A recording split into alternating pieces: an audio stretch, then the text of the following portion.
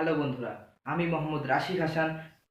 Study play চ্যানেলে আপনাদের সকলকে অভিনন্দন ও শুভেচ্ছা। আজকে আমরা শুরু করব ক্লাস 9-এর প্রথম chapter life and it's diversity, অথবা জীবন ও তার বৈচিত্র্য। প্রথমে জীবন চলে আসলো, তাই না?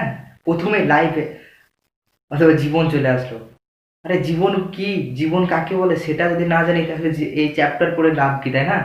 জীবনটা কি? জীবন জীবন মানে এই যেটা বেঁচে আছে সেটাই জীবন নাকি? হ্যাঁ, সেটা জীবন নয়। জীবনটা হচ্ছে যেটার মধ্যে আমরা সমস্ত কিছু করি, যেটা একটা জীবনটাকে যদি একটা সার্কেল ধরা হয়, যেটাকে আমরা এখান থেকে যাত্রা শুরু করে যাত্রার মধ্যে যত কিছু করতে করতে করতে শেষ গন্তব্যস্থলে আবার এসে পৌঁছে আবার সেই একই জায়গায় পৌঁছায়, এটাই জীবন। জীবন is a life is a circle.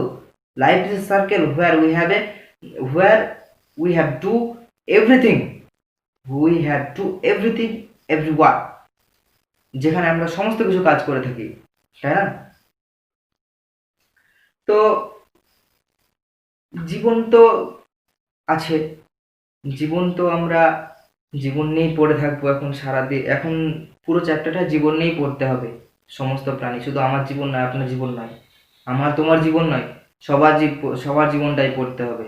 আমার তোমার পাখি, সাপ, ব্যাঙ, ইঁদুর, সমস্ত কিছুর জীবন নিয়ে পড়তে হবে। এমনকি গাছও ছাড়বে না তোমাকে, আমার জীবনটাও নিয়ে পড়ো তাই বলবে। সেটা শুরু করছি এখন। জীবন ও তার বৈচিত্র্য। প্রথমে আমরা পড়বো বেসিক প্রপার্টিস অফ লাইফ, यानी বেসিক প্রপার্টিস অফ লাইফ, জীবের মূল বৈশিষ্ট্য। বৈশিষ্ট্য বলতে কি, প্রথমেই আসে জীবের চলন এবং গমন। জীবের চলন গমন, চলন গমন থেকেই আসছে আস্তে আস্তে। চলন গমন মানে যখন, চলন কোনটাকে বলে? যখন আপনি একই জায়গায় দাঁড়িয়ে আছেন, আমি এখানে দাঁড়িয়ে আছি, আমি এখানে দাঁড়িয়ে আছি, দাঁড়ানোর পর আমি হাতটাকে এদিকে ছড়ালাম, এই হাতটাকে এদিকে ছড়ালাম, এটাই হচ্ছে আমার চলন। একই জায়গায় স্থির থেকে নিজের অঙ্গ প্রত্যঙ্গকে ছড়ানোকে চলন বলা হয়। আর গমন কাকে বলে? আমি এখান থেকে চলে গেলাম, এখান থেকে এটা চলে গেলাম, এটা হচ্ছে গমন। অর্থাৎ গমনটা, যদি আপনার কোনো লাভার, গার্লফ্রেন্ড ইয়া বয়ফ্রেন্ড যদি আপনাকে বলে যে কি তাড়াতাড়ি এসো তো, তাহলে আপনি কি করবেন? দৌড়ে ছুটবেন না, ওটাই হচ্ছে গমন। তারপর আমরা দেখব প্রজননে সক্ষম। লাইফ মানে প্রজনন আসবে, প্রত্যেকের লাইফে প্রজনন আসবে, মানে রিপ্রোডাকশন। লাইফ মানে রিপ্রোডাকশন আসবে। রিপ্রোডাকশন সবাই যদি সকল মানুষ রিপ্রোডিউস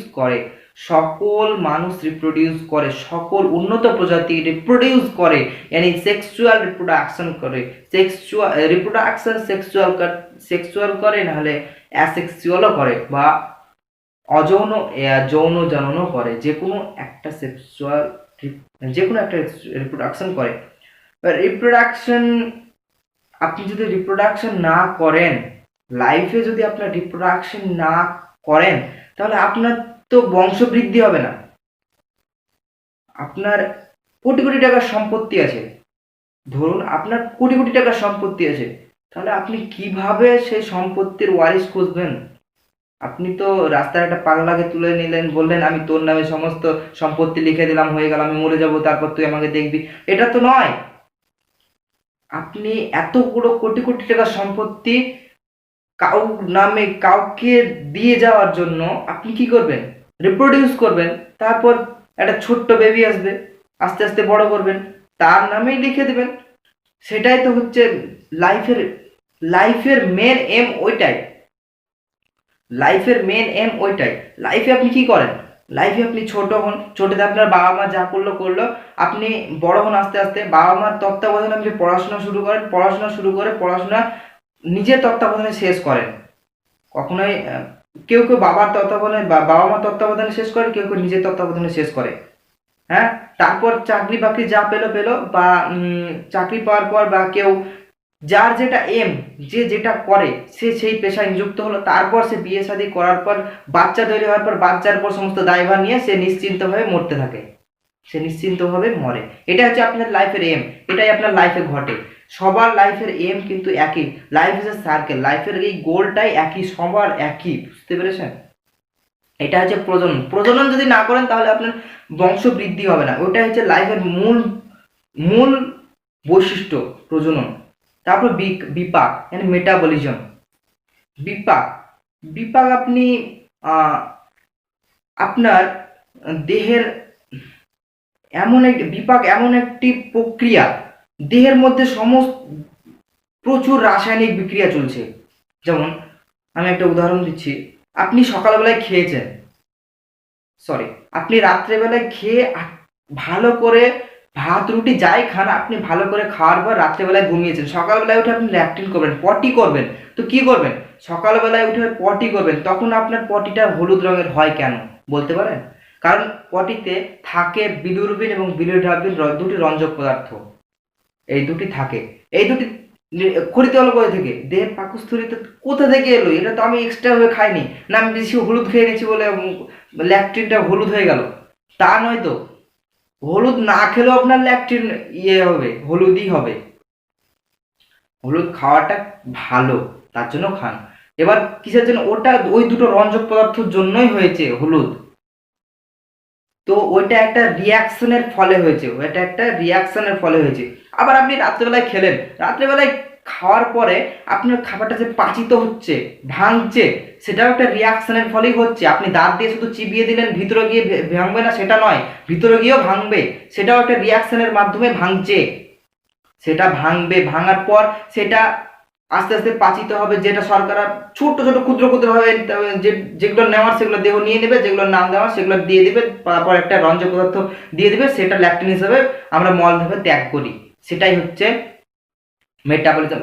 বিভিন্ন রিয়াকশন হচ্ছে। এবার metabolism, two types of metabolism, one types আর anabolism and two types of catabolism. What is anabolism? Anabolism কি, মানে উপচিতি বিপাক কি? উপচিতি বিপাক কি? উপচিতি বিপাক মানে যে সমস্ত বিপাক ক্রিয়ার ফলে, যে সমস্ত রাসায়নিক বিক্রিয়ার ফলে আমাদের দেহের শুষ্ক ওজন ও দেহের কিছুটা পরিমাণ বৃদ্ধি পায়, দেহের শুষ্ক ওজন এবং কিছুটা পরিমাণ বৃদ্ধি পায়, তাকে উপচিতি বিপাক বলা হয়। ব্যাপারটা বুঝতে পারলেন না? উপচিতি বিপাকের উদাহরণ দিলে বুঝতে পারবেন। আপনি খাচ্ছেন, আপনি এখন খুবই ভালো একটা খাবার খেলেন, যেমন প্রোটিন, হ্যাঁ আপনি দুধ খেলেন, দুধকে সুষম খাদ্য বলা হয়। দুধ খেলেন, দুধে প্রোটিন, কার্বোহাইড্রেট সমস্ত কিছু আছে। এবার দুধ খাওয়ার পরে পরে আপনি কিছু খাননি, আপনি যখন পেচ্ছাপ করবেন, পেচ্ছাপটা কিন্তু সাদাই বেরোবে, কারণ দুধের সমস্ত কিছু দেহ শুষে নিয়েছে। দুধে প্রোটিন, শর্করা, লিপিড, কার্বোহাইড্রেট যাই ছিল সমস্ত কিছু দেহ শুষে নিয়েছে, কারণ দুধ সুষম খাদ্য সমস্ত কিছু শুষে নিয়েছে। তার ফলে দেহের কিছুটা পরিমাণ বৃদ্ধি পেয়েছে, দেহের কিছুটা এনার্জি বৃদ্ধি পেয়েছে, এটাই হচ্ছে উপচিতি বিপাক। আপনার দেহের কিছুটা শুষ্ক ওজন বৃদ্ধি পেয়েছে, সেটাই হচ্ছে উপচিতি বিপাক। তারপরে আসছি অপচিতি বিপাক। অপচিতি বিপাক কি? অপচিতি বিপাক যে বিপাকের ফলে, যে রাসায়নিক বিক্রিয়ার ফলে, অর্থাৎ যে রাসায়নিক বিক্রিয়ার ফলে দেহের শুষ্ক ওজন সামগ্রিকভাবে কমে যায়, তাকে বলা হয় অপচিতি বিপাক। এটা আবার কি? এটা শুধু আমাদের ক্ষেত্রে নয়, গাছের ক্ষেত্রেও হয়। আমি শুধু প্রাণীর ক্ষেত্রে, জীবকুলের ক্ষেত্রে বলছি, সমস্ত জীবকুলের ক্ষেত্রে। লাইফ অ্যান্ড ডাইভার্সিটি মানে কিন্তু নেচার মানে সমস্ত কিছু, নেচারের মধ্যে মানুষও পড়ে, বুঝতে পারছেন তো? মানুষ এবার গাছও যখন তল থেকে মাটি থেকে শর্করা নেয়, জল নেয়, ও যখন পাতাতে খাদ্য তৈরি করে, তখনও কিন্তু ওর শুষ্ক ওজন বৃদ্ধি পায়, ওটাও কিন্তু ওর উপচিতি বিভাগ। আমাদের উপচিতি বিভাগ নিউট্রিশন, আর ওর উপচিতি বিভাগ হচ্ছে সালোক সংশ্লেষ। আমাদের অপচিতি বিভাগ ল্যাকটিন, ওর উপচিতি বিভাগ রেচন। অপচিতি বিভাগ ল্যাকটিন মানে আপনি যখন ল্যাকটিন করেন তখন আপনার দেহের শুষ্ক ওজন বৃদ্ধি কমে যায়, তখন সেটা হচ্ছে অপচিতি বিভাগ নিয়ে অনেকক্ষণ বকা হলো। এবার আমরা উত্তেজনা মানে রেসপন্স মানে উত্তেজনা।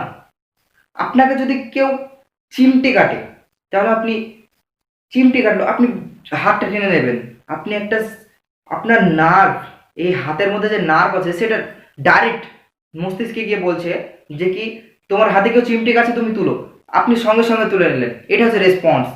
রেসপন্স প্ল্যান্টের ক্ষেত্রে হয়, লজ্জাপতি গাছকে যখন হাত দেবেন তখন লজ্জাপতি গাছ গুটিয়ে যাবে, সেটা হচ্ছে লজ্জাপতি গাছের রেসপন্স, মানে উত্তেজনা। তারপর গ্রোথ। আপনি তো আপনি যখন জন্মগ্রহণ করেন, তখন আপনি ছিলেন এইটুকু, এখন হঠাৎ করে এত বড় হয়ে গেলেন, কি ব্যাপার কি? এত বড় তো হওয়ার কথা ছিল না, আপনার আপনার গ্রোথ হওয়ার কথা ছিল না? এটাই লাইফের মধ্যে, এটা আছে লাইফের বৈশিষ্ট্য, লাইফে গ্রোথ হবে। গাছ এইটুকু থাকে, আস্তে আস্তে বড় হয়, গাছের ওটা বৈশিষ্ট্য। জীবকুলের বৈশিষ্ট্য, গ্রোথ হবে, জীবকুল রিপ্রোডিউস করবে, বিপাক হবে, রেসপন্স করবে, গ্রোথ করবে, সমস্ত কিছু জীব করবে। তারপর লাইফ, তারপর আসছে protoplasmic organisation. Protoplasmic organisation, this is a very important part, this topic, this is a very important part, this topic. এটা হচ্ছে সব থেকে ভেরি ভেরি ইম্পর্টেন্ট। এটা আপনার পরীক্ষায় এমসিকিউতে আসতেও পারে, কারণ প্রোটোপ্লাজম না থাকলে জীব থাকবে না। প্রোটোপ্লাজম সমস্ত এককোষী, দ্বিকোষী, ত্রিকোষী, বহুকোষী যত আছে, যত কোষীর মূল উৎস হচ্ছে প্রোটোপ্লাজম। প্রোটোপ্লাজম থেকে সমস্ত জীবকোষ সৃষ্টি হয়েছে, এক কথা এটাই মনে রাখেন। তারপর হচ্ছে লাস্ট পয়েন্ট, লাইফ সাইকেল। আপনার লাইফ সাইকেল, যতগুলো পয়েন্ট বললাম সমস্ত কিছুকে ঘুরিয়ে বললে লাইফ সাইকেল হয়ে যায়। যখন আপনি জন্মগ্রহণ করেন, লাইফ সাইকেল একটা গোল গোল চাকার মতো ধরুন, গোল চাকার মতো কি ধরা যায়, গোল চাকার মতোই ধরুন, এটা একটা গোল লাইফ। হ্যাঁ, এখানে আপনি জন্মগ্রহণ করলেন, মানে এখানে স্টার্টিং করলেন, আপনার লাইফের এখানে স্টার্ট করলেন। তারপর আপনি শৈশব, এখানে খেলাধুলা, মায়ের আদর খুব পেলেন, দাদু দিদের আদর খুব পেলেন। তারপর এখানে কৈশোর, যেখানে একটু গালিগালাজ পাই সবাই, যেখানে একটু গালিগালাজ পাই। তারপরে বয়ঃসন্ধি, মানে যৌবনকাল, যেখানে প্রচুর গালিগালাজ পাই, প্রচুর ধাক্কা খেতে হয়, যেটাকে ঝড়ঝন্ডার কাল বলা হয়। আপনার ক্লাস 8-এ পড়ে এসেছেন, যেটাকে ঝড়ঝন্ডার কাল বলা হয়। তারপর আছে বয়ঃসন্ধি কালের পর বৃদ্ধাকাল। বৃদ্ধাকাল চলে এসেছে। বৃদ্ধাকালে দেখুন, বৃদ্ধাকাল এইটা আর এইটা খুব কাছাকাছি নয়, কারণ এই পার্টটা, আপনি যদি এটাকে লাইফ সার্কেল ধরেন, এই পার্টটা খুবই সুখের, শুধু এইটা বাদ দিয়ে এই দুটো পার্ট খুবই সুখের, এই দুটো পার্টই খুব সুখের, কিন্তু কষ্ট আছে। কারণ যখন মানুষ বৃদ্ধ হয় তখন কিন্তু ছোট শিশুর মতো আচরণ করতে থাকে, যখন মানুষ বৃদ্ধ হয় তখন কিন্তু ছোট শিশুর মতো আচরণ করতে থাকে। এটা লক্ষ্য করে দেখবেন, যখন বৃদ্ধ হয় তখন বিছানাগত হয়ে যায়, ছোট শিশুও কিন্তু বিছানাগত হয়। যখন বৃদ্ধ মানুষ খুবই অসুস্থ হয় তখন বৃদ্ধ মানুষ বিছানায় বিছানায় মলমূত্র ত্যাগ করতে থাকে, ছোট শিশুও সেটাই করে।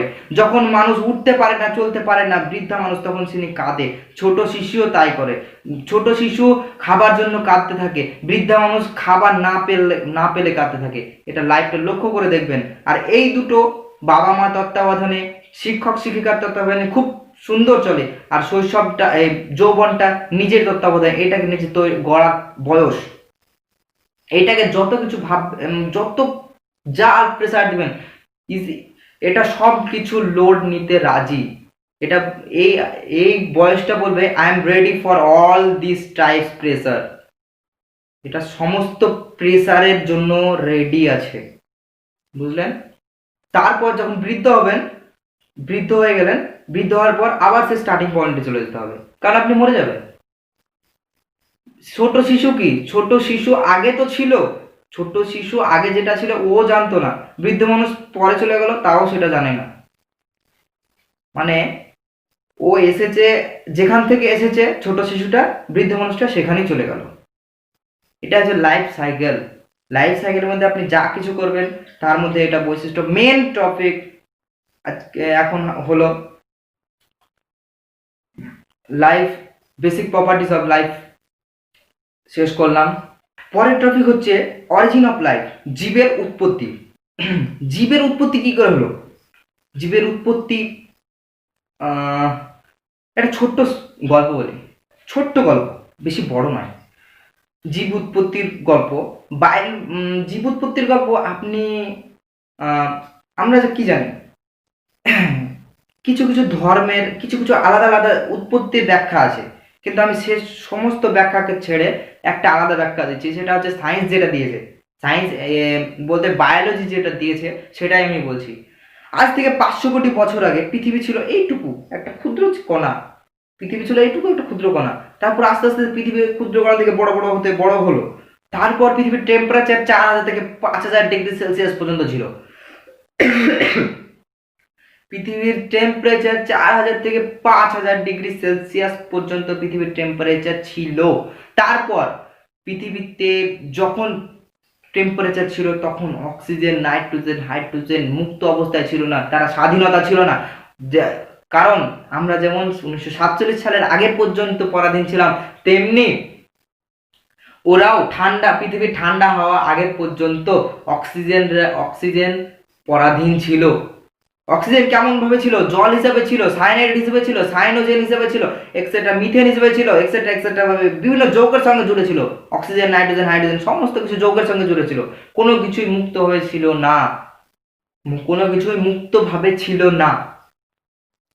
তারপর 1947 সালে যেমন আমরা স্বাধীনতা লাভ করলাম, ঠিক সেইভাবে পৃথিবী আস্তে আস্তে যখন টেম্পারেচার কমতে থাকলো, পৃথিবী আস্তে আস্তে ঠান্ডা হতে থাকলো, ঠান্ডা গলীয় পিণ্ডের পরিণত হলো পৃথিবী। তখনই কিন্তু আস্তে আস্তে পৃথিবী যে যৌগ ছিল, যৌগগুলো উত্তপ্ত রৌদ্রে ভাঙতে থাকলো আস্তে আস্তে।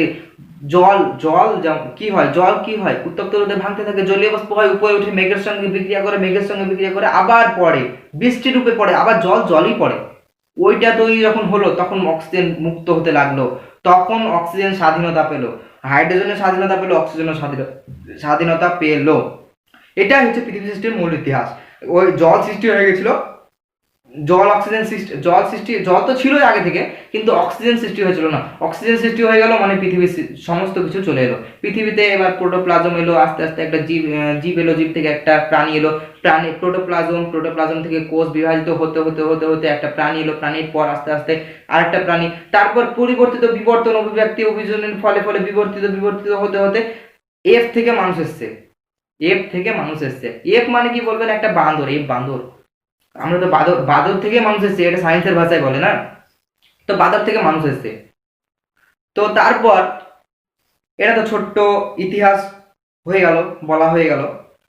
জীব উৎপত্তির ধাপ। ওপারেন কি বলেছেন? ওপারেন 1920 খ্রিস্টাব্দে উনি গবেষণা করছেন জীব কিভাবে উৎপত্তি হলো। আমরা তো পৃথিবীর উৎপত্তি দেখলাম, এবার জীবের উৎপত্তি কি দেখবো। Origin of life, the step of origin of life, জীব উৎপত্তির ধাপ। তখন ওপারিন একটা মতবাদ দিলেন কি ecological condition prior to formation of life, then original compounds of the formation of life, then coacervate or microsphere, then eukaryotic and prokaryotic course, then protocell, origin of protocell হয়ে গেল এটা। তখন এবার ওপারেন বাংলাটা বলতে হবে, তাই না?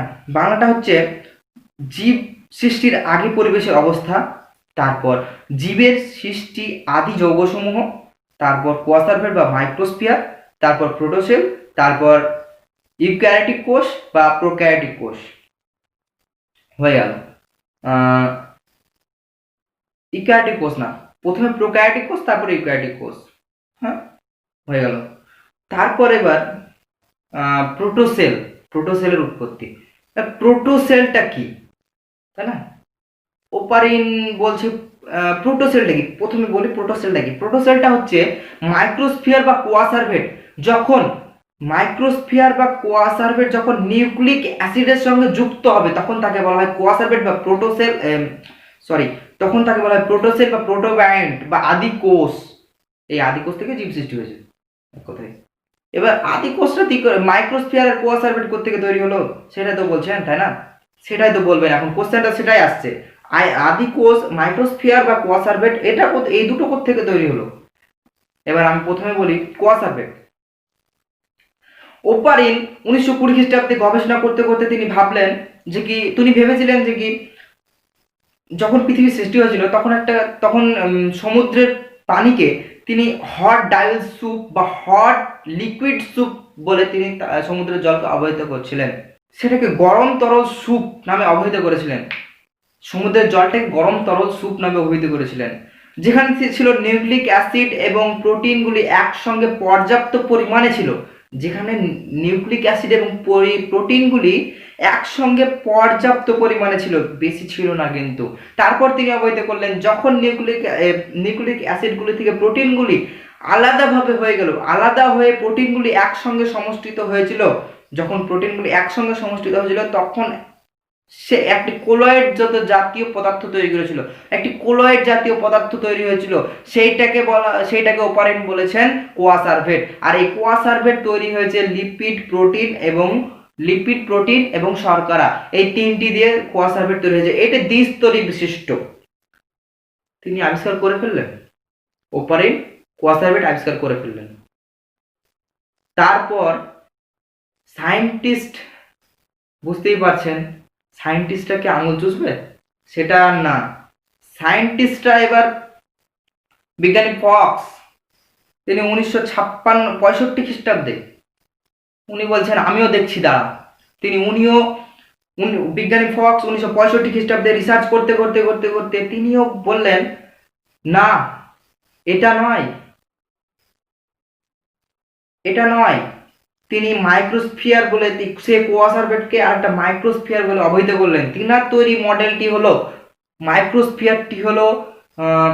মাইক্রোস্ফিয়ারে পুরো প্রোটিনের তৈরি অর্ধবেদ্য পর্দা বিশিষ্ট প্রোটিন তৈরি একটি মডেল, যেটাতে শুধু প্রোটিনগুলি ছিল।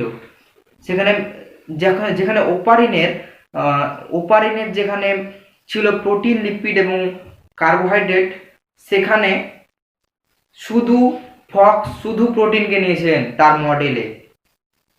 এই দুটো থেকে তিনারা অনুমান করে প্রোটোসেল তৈরি করে বা আদি কোষ তৈরি করে। আদি কোষ থেকে আস্তে আস্তে চলে আসে, আদি কোষ থেকে আস্তে আস্তে জীব সৃষ্টি হয়েছে। এর পরের টপিক হলো biological studies of different lives and aspects. Biological studies at different lives and aspects. নানা স্তর এবং নানা দৃষ্টিকোণ থেকে বায়োলজির চর্চা। বায়োলজি এত চর্চা কেন হচ্ছে এখানে, তাই বলছেন তো? বায়োলজির কেন এত চর্চা হচ্ছে? বায়োলজি রিলেটেডই পড়াচ্ছি, তো বায়োলজি চর্চা করতে কি হবে চর্চা? এখানে বায়োলজি, এবার আপনি বলছেন বায়োলজির চর্চা হচ্ছে, তো এতক্ষণ ধরে তো লাইফ পড়ছি, বায়োলজি করতে গেল, তাই না? আচ্ছা, আছে, ব্যাপারটা সমস্ত কিছুই আছে, লাইফের মধ্যেই বায়োলজি আছে। এবার বায়োলজি যদি লাইফের মধ্যে বায়োলজি আছে, বায়োলজি যদি না পড়ি তাহলে কি হবে, তাই না?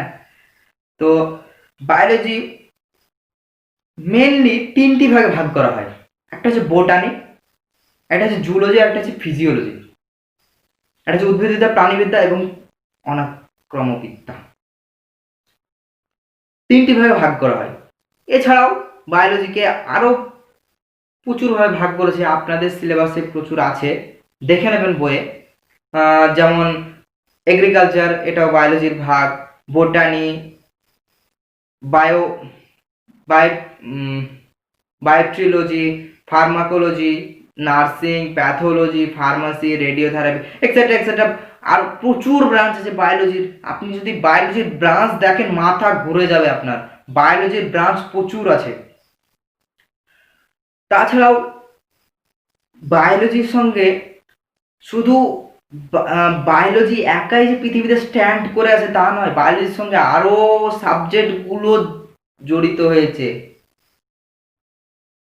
আদার বেনিফিটস দ্যাট বায়োসায়েন্স,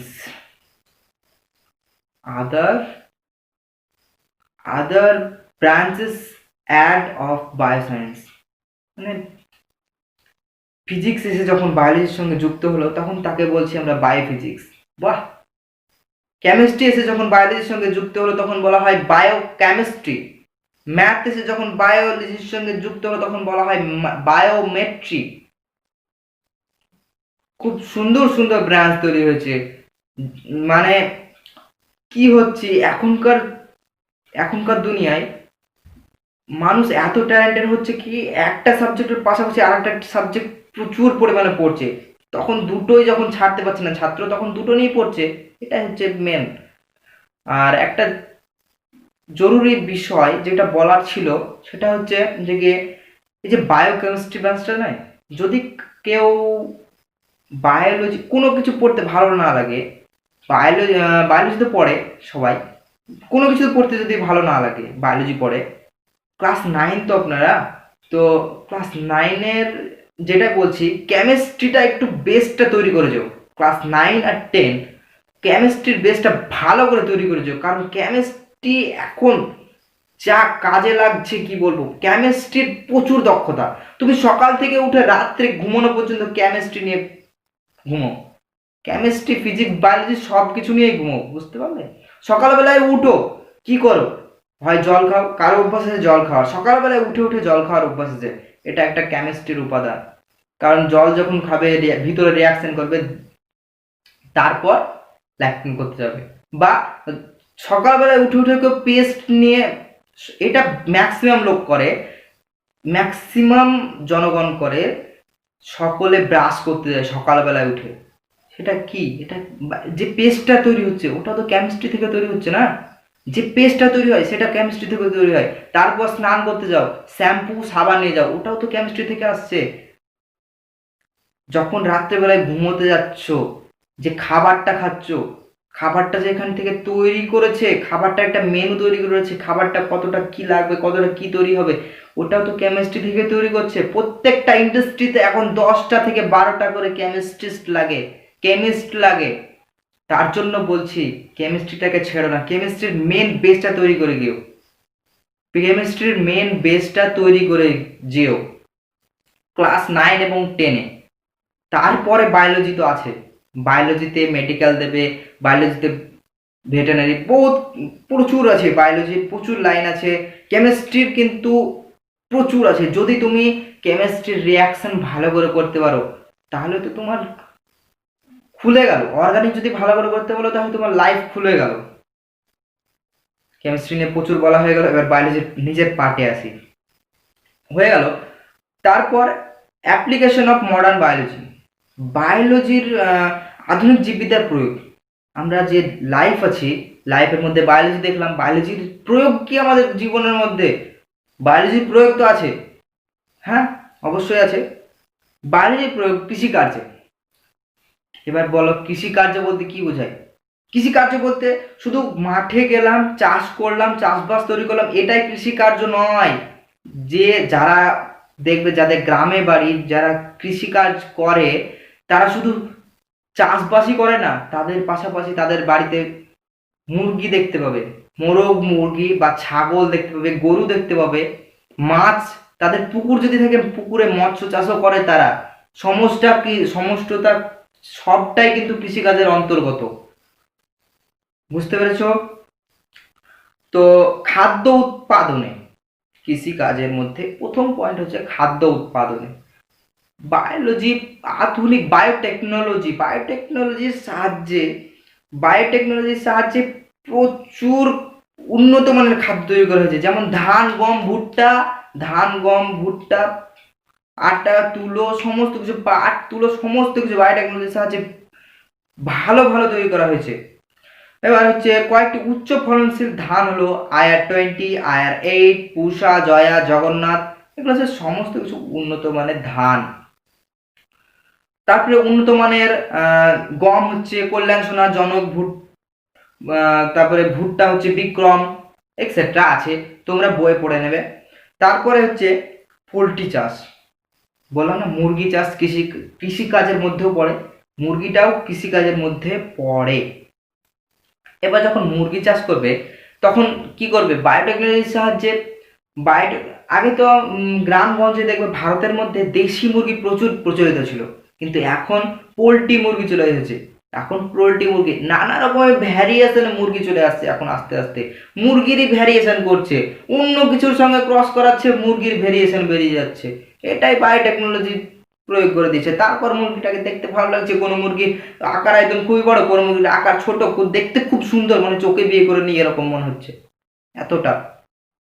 তারপরে মৎস্য চাষ, এমন এমন মাছ তৈরি হয়েছে এই রিয়াকশনের ফলে, এই রিপ্রোডাকশনের ফলে, একটার সঙ্গে আর একটা মাছের এমনভাবে রিপ্রোডিউস করছে, মাছ ভ্যারিয়েশনের তৈরি হচ্ছে, মাছ দেখে প্রচুর বায়োটেকনোলজির সাহায্যে মাছের বৃদ্ধিও তাড়াতাড়ি করছে। এই যে লাইফ, মানুষের লাইফ যেটা বললাম, মাছের লাইফও বায়োটেকনোলজির সাহায্যে তাড়াতাড়ি করছে, তখন মাছ চাষ প্রচুর বৃদ্ধি পাচ্ছে। এটাই হচ্ছে বায়োটেকনোলজির প্রয়োগ। তারপরে আছে পশুপালন, তো বললাম, এগুলোই সব কৃষিকাজের মধ্যে পড়ছে। চিকিৎসা বিজ্ঞানে, আরে বায়োলজি নিয়ে পড়ছো, বায়োলজির মেন এন্টার কি? বায়োলজি যখন পড়ছো তখন যদি জানিয়ে পড়ো সমস্ত কিছুর ক্ষতিকারক আর সুবিধাজনক দুটো দিকই পড়তে হয় বায়োলজিতে।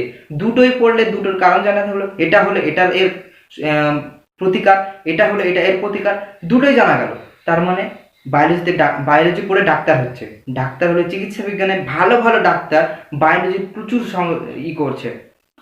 আর এই মেডিকেল ডাক্তারগুলো তো আমাদের মানুষের চিকিৎসা করছে। যারা ভেটেরিনারি ডাক্তার হয় তারা পশু পাখির চিকিৎসা করছে, তাদেরও প্রচুর প্রচুর ইনকাম, হয়ে গেল। তারপর আসছে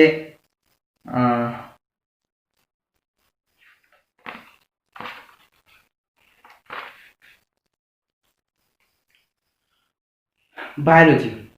তারপর আসছে ফল উৎপাদন। বায়োলজি ফল উৎপাদনে এতই করেছে, এমন সুন্দর সুন্দর ফল কি গাছও উৎপন্ন করছে, এমন সুন্দর সুন্দর গাছ উৎপন্ন করছে যার মধ্যে কোনো বীজ নেই। যে ফলগুলো আছে তার মধ্যে কোনো বীজ নেই, সেটাকে বলা হয় পার্থেনোকার্পি। এখন যেটা বাজারে নতুন আপেল এসছে যেটাতে কোনো বীজ নেই, সেখানে আপেলের বীজে পটাশিয়াম সায়ানাইড থাকতো, আপেলের বীজ খেলে মারা যেত, আপেলের বীজ কেউ ভয় খেত না। এখন আপেলের বীজই নেই, নির্দ্বিধায় আপেল খাচ্ছে মানুষ। তারপরে পেঁপের ভিতর কোনো বীজ নেই, হাইব্রিড যেগুলো কলা তৈরি হয়েছে সেগুলোর ভিতর কোনো বীজ নেই, সব বায়োলজির অবদান। তারপরে আসছে টপিক শেষ, তারপরের টপিক আমরা আসছি classification of diversity and life, জীবের নানা বৈচিত্র্যের শ্রেণীবিন্যাস। এবার ঢুকে পড়েছি বায়োলজির নেচারের মধ্যে, আস্তে আস্তে সব বললাম না প্রথমে যে কি সমস্ত জীবের পড়তে হবে। ট্যাক্সোনমি কি?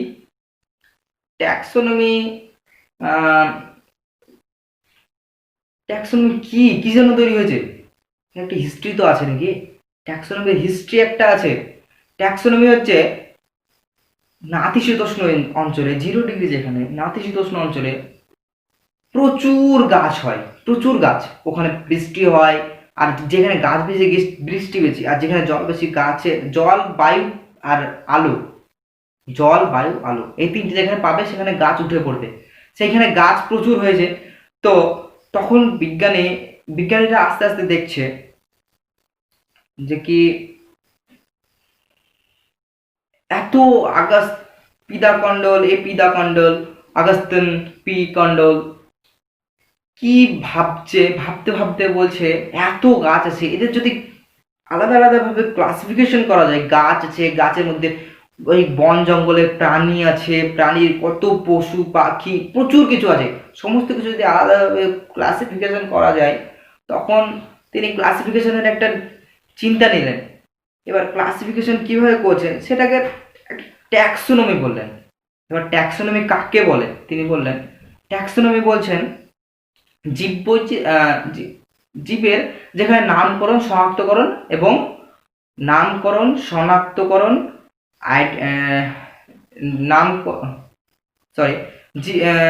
জীবের যেখানে নামকরণ শনাক্তকরণ এবং শ্রেণীবিন্যাসটাই ভুলে যাচ্ছি, যেখানে নামকরণ শনাক্তকরণ শ্রেণীবিন্যাস, এই তিনটি নিয়ে আলোচনা করা হয়, জীববিদ্যার যে শাখায় এই তিনটি নিয়ে আলোচনা করা হয় তাকে বলা হয় ট্যাক্সোনমি। অর্থাৎ ট্যাক্সোনমিতে এই তিনটি উপাদানই মেন, ট্যাক্সোনমির উপাদান এই তিনটি উপাদানই মেন। এপিদা কন্ডল প্রথম তিনি বলেন, তারপর 1969 খ্রিস্টাব্দে ট্যাক্সোনমির সংজ্ঞা দেয় মেয়ার ট্যাক্সোনমির সংজ্ঞা দেয়। তারপর ট্যাক্সোনমি তো হলো সিস্টেমেটিক্স, একটা আউট অফ সিলেবাস। সিস্টেমেটিক্সের কথা বলি। সিস্টেমেটিক্স কি? যেখানে জীবের বাসস্থান সম্পর্কে, জীবের পুরো লাইফস্টাইল, কোনো একটি জীবের লাইফস্টাইল সম্পর্কে গবেষণা করা হয় তাকে বলা হয় সিস্টেমেটিক্স। তো 1969 খ্রিস্টাব্দে বিজ্ঞানী মেয়র বলেন যে বিজ্ঞানের যে শাখায় শ্রেণীবিন্যাস, শনাক্তকরণ এবং নামকরণ এই তিনটি নিয়ে আলোচনা করা হয় তাকে ট্যাক্সোনমি বলা হয়। ট্যাক্সোনমি বলা হয়, এটা বিজ্ঞানী মেয়র বলেছিলেন। তো এর আগেই বললাম ফাদার অফ ট্যাক্সোনমি কাকে বলে, ক্যারোলাস লিনিয়াসকে ফাদার অফ ট্যাক্সোনমি বলা হয়। তারপর আসছে যেটা আপনাদের সিলেবাসের বাইরে আছে, সেটা হচ্ছে টাইপস অফ ট্যাক্সোনমি। ট্যাক্সোনমির প্রকারভেদ।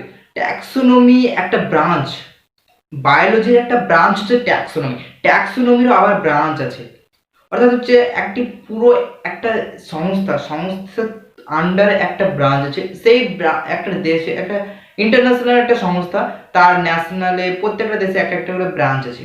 হ্যাঁ, প্রত্যেকটা দেশে এক একটা করে ব্রাঞ্চ আছে।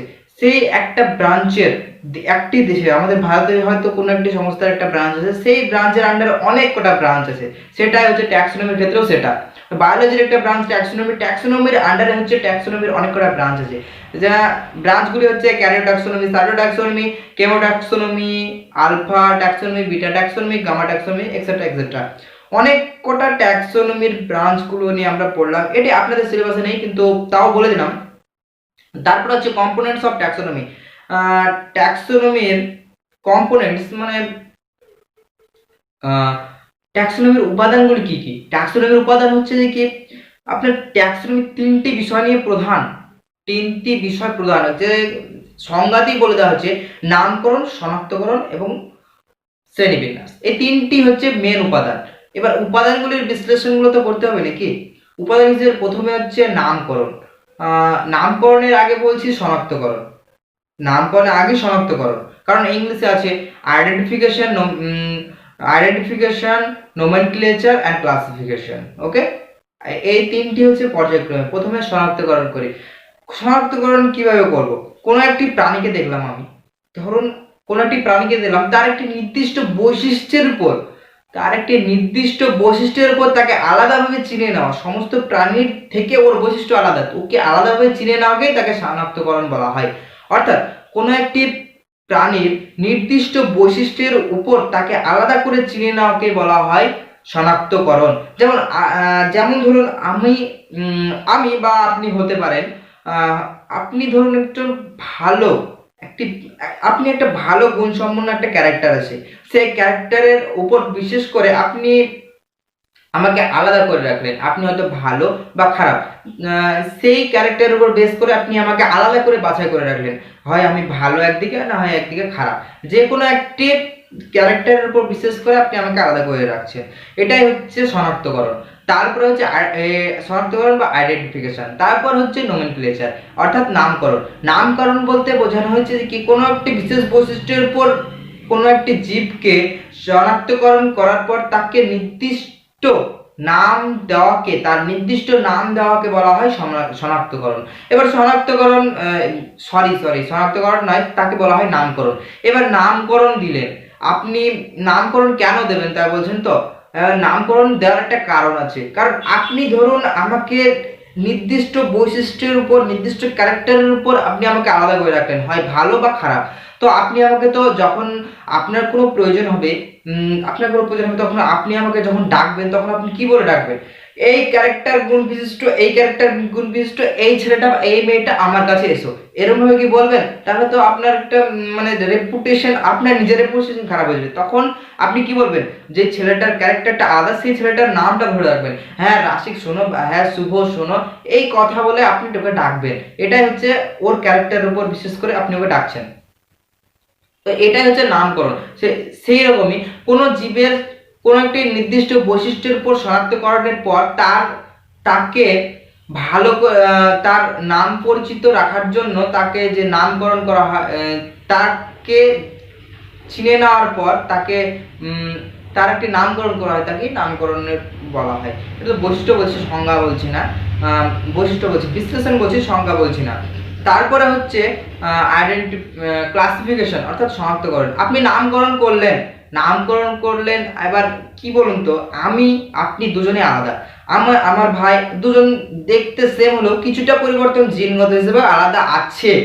কিছুটা কিছুটা আলাদা আছে, হয়তো ও আমার ছোট আর বড় বড়, কিছুটা তো আলাদা আছে নাকি। সেই আলাদা বৈশিষ্ট্যের উপর তা আমার একটা আলাদা নাম আছে, ওর একটা আলাদা নাম আছে, আমার আলাদা নাম, আপনার আলাদা নাম, এইটার উপরই আপনি বিভক্ত করছেন, অর্থাৎ ক্লাসিফিকেশন করছেন, আমাদের দুজনের মধ্যে একটা ডিভাইড করছেন। আমরা দুজন তো আলাদা, আলাদা মানে তো ডিভাইড হচ্ছে, আলাদা মানে তো ডিভাইড, মানে দুজনের মধ্যেই ডিভাইডেশন হচ্ছে বা ক্লাসিফিকেশন হচ্ছে। এটাই কোনো জীবের নামকরণ করার পর, সব জীবই তো এক নয়, সব জীব আলাদা, কিছু কিছু জীব তো আলাদা আছে, যেমন আমি আলাদা, ছাগল আলাদা, সাপ আলাদা, গরু আলাদা, মোষ আলাদা, সমস্ত কিছু আলাদা আছে, সমস্ত একটা একটা প্রজাতিকে আলাদা আলাদা ভাবে রাখার জন্য তাকে ক্লাসিফিকেশন বলা হচ্ছে। হ্যাঁ, তো এই টপিকটা আমরা শেষ করলাম। তারপরে টপিক আসছে বায়োনমিক্যাল নোমেনক্লেচার, অর্থাৎ দ্বিপদ নামকরণ। দ্বিপদ নামকরণ বলতে আমরা কি বুঝি? দ্বিপদ নামকরণ হচ্ছে যে কি, দুটি পদের একসঙ্গে যুক্ত করে যে নামকরণ করা হয় তাকে বলা হয় দ্বিপদ নামকরণ। দ্বিপদ, প্রথমেই বলছি দ্বিপদ, দ্বিপদ নামকরণ। হ্যাঁ, প্রথমেই হচ্ছে দ্বিপদ, অর্থাৎ দুটো নাম বিশিষ্ট দ্বিপদ নামকরণ হলো। তারপর এই দ্বিপদ নামকরণ কে করে? এই দ্বিপদ নামকরণ ক্যারোলাস লিনিয়াস তিনি করেন। সরি, দ্বিপদ নামকরণের প্রথমে দ্বিপদ নামকরণ যে করেন, তো এই দ্বিপদ নামকরণের প্রথমে ক্যারোলাস লিনিয়াস আরেকটি কথা বলেছেন। আমি একটু আগে চলে যাচ্ছি, সরি তার জন্য। তো দ্বিপদ নামকরণের আগে আরেকটি টপিক বলেন, দুটি টপিক হচ্ছে কি ইম্পর্টেন্স অফ ট্যাক্সোনমি। ট্যাক্সোনমির ইম্পর্টেন্স কি, এর পরের টপিক হচ্ছে ইম্পর্টেন্স অফ ট্যাক্সোনমি, ট্যাক্সোনমি গুরুত্ব। ট্যাক্সোনমির গুরুত্ব হচ্ছে কি, ট্যাক্সোনমি লিনিয়াস হায়ারার্কি যখন লিখেন, লিনিয়াস হায়ারার্কি যখন লেখে, লিনিয়াস ক্যারোলাস লিনিয়াস যখন এই ট্যাক্সোনমিটার প্রবর্তন করেন, তখন তিনি কি বলেন? তখন তিনি বলেন হয়তো আমরা কি গুরুত্ব পেতে পারি ওখান থেকে, ওখান থেকে পেতে পারি কি, জীব, জীব যে কত বৈশিষ্ট্যের হতে পারে সেটা আমরা খুব সহজে তথ্য সংগ্রহ করতে পারি। কোন জীবের কি বৈশিষ্ট্য, কোন জীবের কি বৈশিষ্ট্য সেটা আমরা সহজে জানতে পারি ট্যাক্সোনমির উপর মাধ্যমে। জীবের যে আদি পুরুষ, আদি পুরুষের কাছ থেকে জীব যে বিবর্তনের মাধ্যমে আসছে, প্রথমে জীব কি ছিল, কত রকম ছিল, জীব কেমন ছিল, তার যে বিবর্তনের মধ্যে মধ্যে দিয়ে জীব আসছে সেটা আমরা ট্যাক্সোনমির মাধ্যমে জানতে পারি, এক্সেট্রা এক্সেট্রা।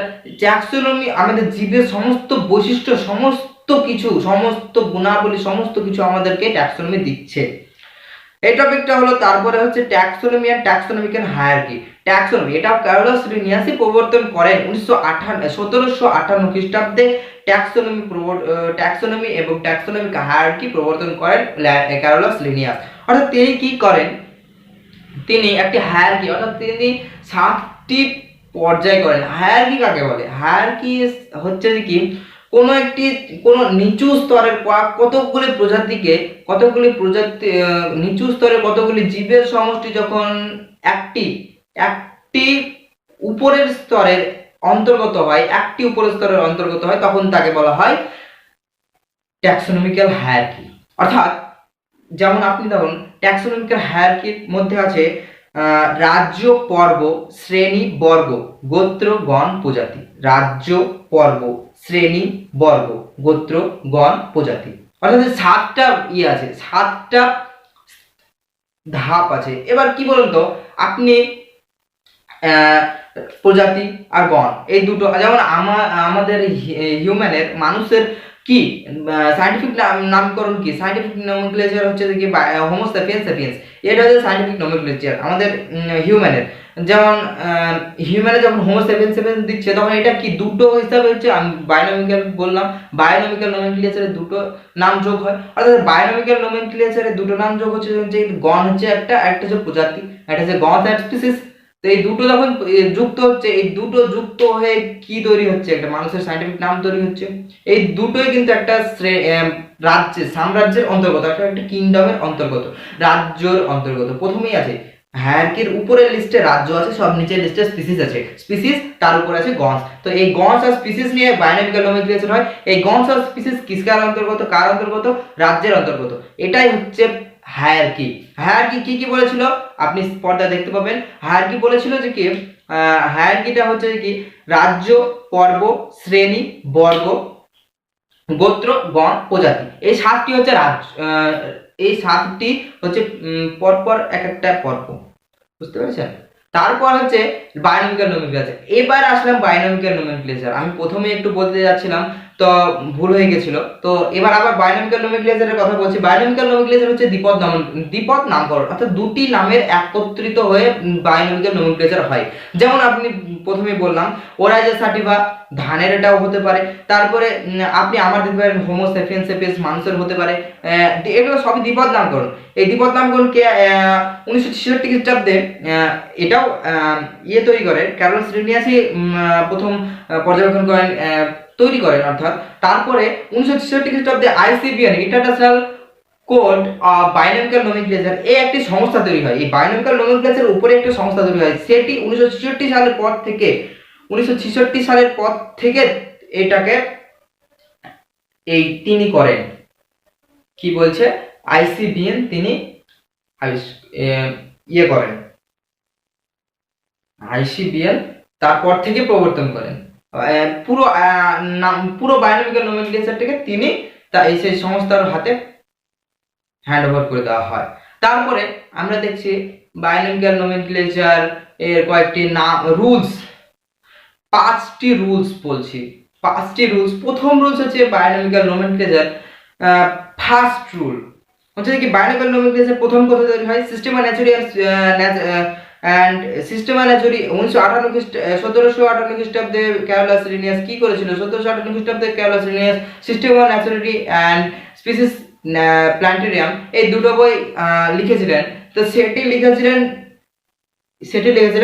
দ্বিপদ নামকরণের দ্বারা, এবং তিনি বলেন এই বই, প্রথম রুল, এই বইয়ের এই লেখার আগে, অর্থাৎ ক্যারোলাস লিনিয়াস তো ওই বই সমস্ত জীবের লিখেছিলেন, তার আগে উনি তো লিখেছেন, হ্যাঁ না? তো তার আগে যত জীব ছিল, প্রজাতি ছিল, তার কোনো নেওয়া হবে না। তারপরে যেগুলো আবিষ্কৃত হবে সেগুলো নেওয়া হবে, সেটাই বললেন প্রথম। তারপরে দ্বিতীয় কথা হচ্ছে যে কি, ওই সিস্টেমা ন্যাচুরি এবং স্পিসিস প্ল্যান্টেরিয়াম, এই দুটো বইয়ের পর থেকে আবির্ভাব হয়েছে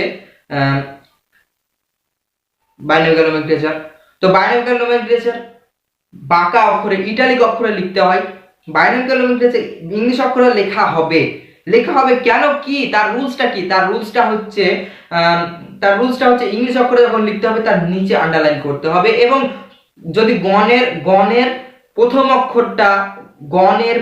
অক্ষরটা বড় হাতের দিতে হবে, এবং স্পিসিসের পুরোটা ছোট হাতের। আর তার দুটো লাইনে তলায় আন্ডারলাইন। দুটো লাইনে তলায় আন্ডারলাইন বলতে কি বোঝানো হয়েছে দেখতে হবে। দুটো লাইনে তলায় আন্ডারলাইনের বলতে বোঝানো হয়েছে পুরো এক টানা নয়, মিডিলে ফাঁকা থাকবে। শুধু গণের তলায় একটা আন্ডারলাইন, স্পিসিসের তলায় একটা আন্ডারলাইন, এই দুটো থাকবে। 2 নম্বর হলো। 3 নম্বর কি? 3 নম্বর হচ্ছে যে কি, 3 নম্বর হচ্ছে ধরুন কোন একটি উদ্ভিদ বা আমার নামকরণ আপনি একটা করেছেন, ও একটা করেছে, মানে অনেক 3-4টে আমার নামকরণ হয়ে গেছে। তো আমার নামকরণ কোনটা পার্টি হবে? 3-4টে নামকরণ, সবাই তো একটা নামে জানতে হবে। সায়েন্টিফিক নাম, বায়োনমিক্যাল নোমেনক্লেচার মানে সায়েন্টিফিক নেম। এটা আমাকে কে ডাকবে, আমাকে কোন নামটা ধরে ডাকবে, আমি তো কিছু বুঝতে পারছি না, আমাকে কে কোন নামটা ধরে ডাকছে। অর্থাৎ যে ফার্স্টে দিয়েছে সেই নামটাই আমার পক্ষে ধারিত হবে, সেই নামটাই আমার উপর ধার্য হবে। আর একটা হচ্ছে কোনো একটি বিজ্ঞানী যে আমার নাম দিয়েছে এটা বললাম, হ্যাঁ, কোনো একটি গাছের হয়তো 3-4টে নাম আছে, তো সেই গাছের কোনটা পার্টি হবে? যেটা ফার্স্টে দেওয়া হয়েছে সেটাই পার্টি হবে। একই জিনিস, দুটোই একই জিনিস। আর একটা হচ্ছে না, এগোটাই বেসিক, আপনাদের সিলেবাসের জন্য এগোটাই বেসিক। তারপরে আমরা কয়েকটা দেখে নেব, কয়েকটা উদ্ভিদের বায়োনমিক্যাল নোমেনক্লেচার, অর্থাৎ নামকরণ। উদ্ভিদের নামকরণ কি কি?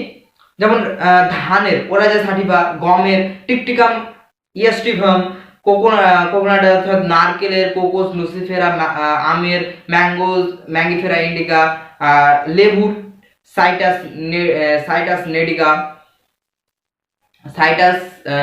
সাইটাস নেডিকা, চায়ের হচ্ছে ক্যামেলিয়া সিনেনসিস, আর মটরের হচ্ছে প্যাসিভাম সার্টিভাম। প্যাসিভাম সার্টিভাম এটা তো সবাই জানো, তো আপনাদের বইয়ে আরো আছে, দেখে নেবেন। আর তারপরে কিছু প্রাণীর আমরা দিয়ে দিচ্ছি, কিছু প্রাণীর আমরা তার আগে যদি উদ্ভিদের কারোর আরো নামকরণ দেখতে থাকে স্ক্রিনে দেখতে পাবেন, তো সেটি পজ করে নোট করে নেবেন। হয়ে গেছে, পজ করে নোট করবেন, পজ করে। তো তারপরে আমরা কিছু প্রাণীর আমরা দেখব, প্রাণীর নামকরণ দেখব। দেখা যাক, প্রথমে হচ্ছে বাঘের অর্থাৎ টাইগারের প্যান্থেরা টাইগ্রিস, পিকক অর্থাৎ প্যাভো ক্রিস্টাটাস, প্যাভো ক্রিস্টাটাস, আমাদের রানী, পাখিদের রানী প্যাভো ক্রিস্টাটাস। আচ্ছা, এই যে দ্বিপদ নামকরণ করছি, এই দ্বিপদ নামকরণ কিন্তু পুরো পৃথিবীতে যেখানেই বলবেন সব দেশের জন্য ধার্য দ্বিপদ নামকরণ, বুঝতে পেরেছেন? তারপরে আছে গিনিপিগ ক্যাভিয়া প্যাভিলাস, ক্যাভিয়া প্যাভিসিলাস। তারপরে হচ্ছে লায়ন প্যান্থেরা লিও। তারপরে অ্যামোবিয়া প্রোটিনাস, হিউম্যান হোমোসেপিয়েন্স সেপিয়েন্স। এখন আমরা শুনছি মানুষের স্পিসিসটা দুটো হয়ে গেছে, অর্থাৎ সেপিয়েন্স বলছে, কিন্তু আগে আমরা পড়েছি হোমোসেপিয়েন্স। তো এটা বিষয়ে বিতর্ক করার ঠিক নেই, যেটা সঠিক আপনার যেটা যে কোনো একটা লিখতে পারেন। তো এবার আমরা পড়ব জীবের 5টি রাজ্যের শ্রেণীবিন্যাস, অর্থাৎ 5 কিংডমস অফ লাইফ। জীবের 5টি রাজ্যের শ্রেণীবিন্যাস, 5 কিংডমস অফ লাইফ। বিজ্ঞানী আর.এইচ. হোয়াইটেকার এই জীবকে 5টি রাজ্যে বিভক্ত করেন। জীবকে 5টি রাজ্যে বিভক্ত করেন। প্রথম হচ্ছে 5টি রাজ্যে কি কি? মনেরা, প্রোটিস্টা, ফাঞ্জি, প্লান্টি এবং অ্যানিমেলিয়া। মনেরা, প্রোটিস্টা, ফাঞ্জি, প্লান্টি এবং Animalia. মনেরা, Protista, fungi, plenty, Animalia. এই 5টি রাজ্যে বিজ্ঞানী আর.এইচ. হোয়াইটেকার তিনি জীবকে 5টি রাজ্যে বিভক্ত করেন। তো প্রথম থেকে শুরু করা যাক মনেরার বৈশিষ্ট্য এবং এক্সাম্পল। মনেরা কি? মনেরার যে প্রাণীগুলো সেগুলি হয় ইউনিমলিকুলার, মানে এক কোষী বিশিষ্ট, আর প্রোক্যারিওটিক। এবার আপনি বলবেন এক কোষী তো বুঝতে পারলাম, যার একটা কোষ আছে, যার একটা কোষ আছে, একটা ছাড়া কোনো কোষ নেই, তাকে এক কোষী বলে, এটা তো বুঝতে পারলেন। ইউক্যারিওটিক আর প্রোক্যারিওটিক কি এটা বলছেন তো? ইউক্যারিওটিক আর প্রোক্যারিওটিক হচ্ছে যে সমস্ত কোষের যেমন আমি একটা প্রথমে উদাহরণ দিচ্ছি, ইউক্যারিওটিক কোষটা হচ্ছে খুবই নিম্ন প্রজাতির, আর প্রোক্যারিওটিক কোষটা হচ্ছে খুব উচ্চ প্রজাতির। এইটুকু মাথায় রাখুন, আপনি শুধু এইটুকু মাথায় রাখুন, বাদ বাকিগুলো সব এক্সট্রা ধরে রাখুন। এবার কি ইউক্যারিওটিক কোষে কি হয় আমি একটা এক্সাম্পল দিই। যেমন উদ্ভিদের, বড় উদ্ভিদ, এবং আম গাছের পাতায় কি থাকে? কোষ থাকে। কোষে কি থাকে? ক্লোরোপ্লাস্ট থাকে। ক্লোরোপ্লাস্ট কি করে? উদ্ভিদের খাদ্য উৎপাদনে সাহায্য করে, প্লাস উদ্ভিদের রং নির্ধারণে সাহায্য করে। হ্যাঁ, তো এটা ক্লোরোপ্লাস্টের কাজ। কিন্তু এটা উদ্ভিদের কোষে ক্লোরোপ্লাস্ট আছে, কিন্তু ওটা হচ্ছে ইউক্যারিওটিক কোষ। আর প্রোক্যারিওটিক কোষটা কি? প্রোক্যারিওটিক কোষে কি এই ক্লোরোপ্লাস্ট নেই। প্রোক্যারিওটিক কোষে অন্য কোনো বস্তু আছে যার কোনো কাজই নেই। এটা হচ্ছে প্রোক্যারিওটিক কোষ আর ইউক্যারিওটিক কোষের কাজ। প্রোক্যারিওটিক কোষে আদর্শ ইউক্যারিওটিক কোষ, অর্থাৎ যেখানে নিউক্লিয়াস, সাইটোপ্লাজম, মেনলি থাকবে, গলগি বস্তু, রাইবোজোম, আরএনএ এক্সেট্রা বহুত কিছু থাকবে, সেখানে বলা হয় যেটাকে আদর্শ কোষ হিসেবে ধরা হয়। গলগি বস্তু, টলি বস্তু, সমস্ত কিছু থাকবে। তো মনেরা হচ্ছে প্রোক্যারিওটিক, মানে নিম্ন প্রজাতির। প্রথমেই ধরা হচ্ছে মনেরার কি পুষ্টি প্রজাতি কি, অর্থাৎ নিম্ন প্রজাতির। প্রথমেই বললাম এটা এককোষী। এটা ধরেন এটার কোষ বিভাজন হচ্ছে, মনেরা যখন কোষ বিভাজন হয় তখন এই প্রেমতন্তু গঠিত হয় না। আদর্শ কোষ না প্রেম গঠিত হবে না। আর এ তো অযৌন জনন করে, তাই না? অ্যাসেক্সুয়াল রিপ্রোডাকশন করে, সেক্সুয়াল রিপ্রোডাকশন তো করেই না, অযৌন জনন। মানে এতে কোষই তো প্রোক্যারিওটিক, নিম্ন প্রজাতির, তাহলে কিভাবে যৌন জনন করবে? আর পুষ্টি পদ্ধতি হচ্ছে সাইপ্রোপিক, প্যারাসাইট্রিক, কেমো, অটোট্রফিক এক্সেট্রা এক্সেট্রা এদের কোষপত্র। আর এদের কোষ প্রাচীরে মূলত পেপটাইডোগ্লাইক্যান আর পলিস্যাকারাইড এই দুটো কোষ প্রাচীরে মূলত থাকে। এই মনেরার কোষ প্রাচীরে মূলত মনেরার যে কোষের প্রাচীরে মূলত পলিস্যাকারাইড আর পেপটাইডোগ্লাইক্যান এই দুটো মেনলি থাকবে। তারপরে এর এক্সাম্পল কি দেখা যাক। মনেরার এক্সাম্পল হচ্ছে ব্যাকটেরিয়া, সায়ানোব্যাকটেরিয়া, অর্কিব্যাকটেরিয়া, মাইটোরাইজা, নীলাভ সবুজ শৈবাল এক্সেট্রা এক্সেট্রা। আরো অনেক প্রচুর এক্সাম্পল আছে। এখন আপনাদেরকে বেশি জানতে হবে না, কিছু কয়েকটা গুটিগত জিনিস জেনে রাখবেন তাহলেই হবে। তারপর হচ্ছে প্রোটিস্টা, মনে তো হয়ে গেল। তারপর প্রোটিস্টা আসছে। প্রোটিস্টা কি? প্রোটিস্টা ইউনিসেলুলার অর্থাৎ হচ্ছে এটি বহুকোষী আর এটা ইউক্যারিওটিক। এটা মানে উন্নত মানের, একটু উন্নত মানের, ভালোই উন্নত মানের। ইউক্যারিওটিক মানে আদর্শ কোষ। তারপরে ইউনিমলিকিউলার মানে এর বহুকোষী।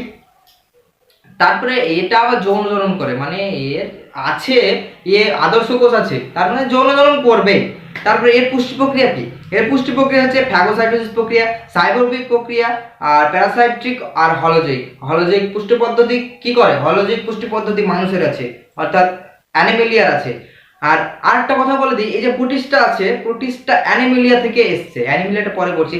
অ্যানিমেলিয়া থেকে বিভক্ত হয়ে প্রোটিস্টাটা এসছে। প্রোটিস্টা অ্যানিমেলিয়া থেকে এসছে। তো এটা বেশি প্ল্যাঙ্কটন আর জলজ উদ্ভিদই হয়। মানে প্ল্যাঙ্কটন যারা কি এটা বলেন ফটোসিনথেসিস প্রক্রিয়া। তো ফটোসিনথেসিস প্রক্রিয়া হচ্ছে, তো কি হয়? প্ল্যাঙ্কটন গুলো ফটোসিনথেসিস প্রক্রিয়ায় খাদ্য উৎপাদন করে। আবার হলোজৈক পদ্ধতিতেও প্ল্যাঙ্কটন গুলো খাদ্য উৎপাদন করে। তো ফটোসিনথেসিস প্রক্রিয়ায় যে সমস্ত প্ল্যাঙ্কটন খাদ্য উৎপাদন করে তাকে বলা হয় ফাইটোপ্ল্যাঙ্কটন। আর যারা হলোজৈক পদ্ধতি করে তাকে জুপ্ল্যাঙ্কটন বলা হয়। এগুলো মাছরা খায়, বড় মাছরা, ছোট মাছরা বড় মাছকে খায়, এইসব হয়। এদের ডিএনএ আছে। এদের যেহেতু ইউক্যারিওটিক কোষ আছে, এদের ভিতর আদর্শ কোষ আছে, যেহেতু আদর্শ কোষের ভিতর কি থাকবে? নিউক্লিয়াস থাকবে। নিউক্লিয়াসের ভিতর কি থাকবে? ক্রোমোজোমের ভিতর কি থাকবে? ডিএনএ, আরএনএ এসব থাকবে। ডিএনএটা হোল আন্টিক, এটা হিস্টোন প্রোটিন থাকবে ডিএনএ তে। হিস্টোন প্রোটিন আছে ডিএনএ মধ্যে, হিস্টোন প্রোটিন আছে, প্রচুর ভিতরে যেতে হবে। তো এর এক্সাম্পল কি? অ্যামিবা, ইউগ্লিনা, প্যারামোসিয়াম এগুলো এক্সাম্পল হচ্ছে আপনার প্রোটিস্টার example amoeba, euglena, paramecium etcetera etcetera. Protista খুবই সহজ, মানে প্রাণী থেকে, অ্যানিমেলিয়া থেকে বিভক্ত হয়ে প্রোটিস্টাটা এসছে, অ্যানিমেলিয়া থেকেই এসছে। তারপরে হচ্ছে ফাঞ্জি অর্থাৎ হচ্ছে ছত্রাক কি? এটা ছত্রাক দেখেছেন তো? ছত্রাক গ্রাম বাংলায় বলে না, এটা ছাতা পড়ে গেছে, এটা হয়ে গেছে, ওটা হচ্ছে ছত্রাকটা কি? ছটা এককোষী, বহুকোষী, আবার বহুসূত্রাকার হতে পারে, অনুসূত্রাকার হতেই পারে। এককোষী, বহুকোষী, অনুসূত্রাকার তিনটেই হতে পারে ছত্রাক। তারপরে কোষ প্রাচীর, এদের কোষ প্রাচীরে কাইটিন থাকে।